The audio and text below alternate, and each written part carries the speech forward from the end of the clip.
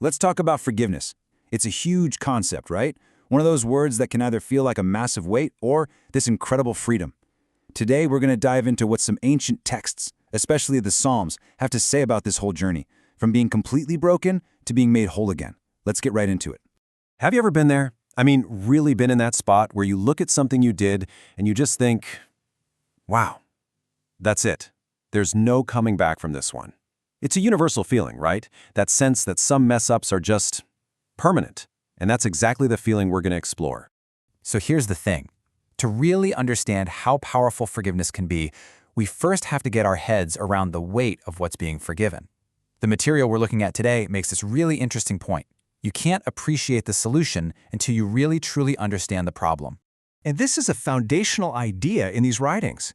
The authors do not sugarcoat things. They lay out the bad news first, not to make you feel terrible, but to set the stage for how amazing the good news of grace really is when it finally arrives. Now, this is what I find fascinating. The original language doesn't just have one word for screwing up. It gets super specific. A transgression, that's like knowing where the line is and deliberately stepping over it.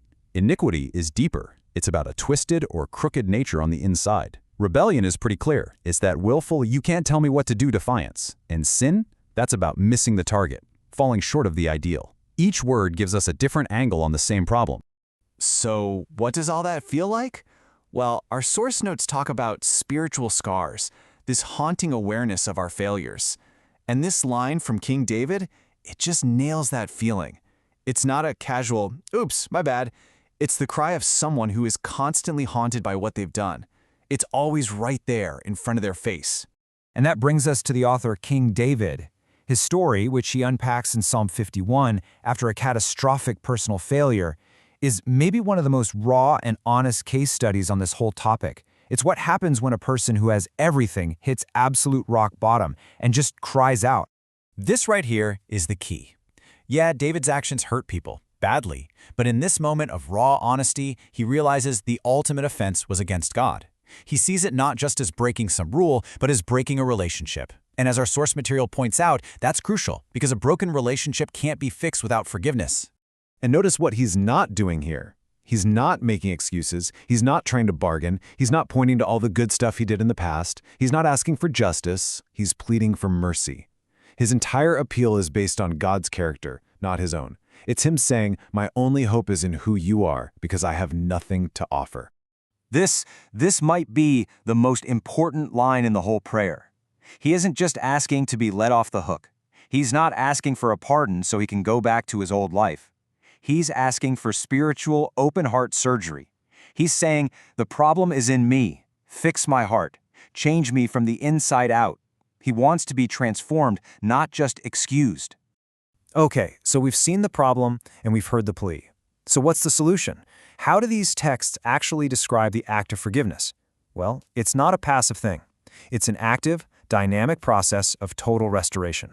I mean, listen to these words. They're so physical and vivid. Blotted out. That's like wiping wet ink off a page. The record of the debt, it's gone. Washed and cleansed. That's about scrubbing a deep, set-in stain until not a trace is left. And then purified. That's like taking ore and burning away every single impurity until only the pure, valuable metal remains. It's a total overhaul.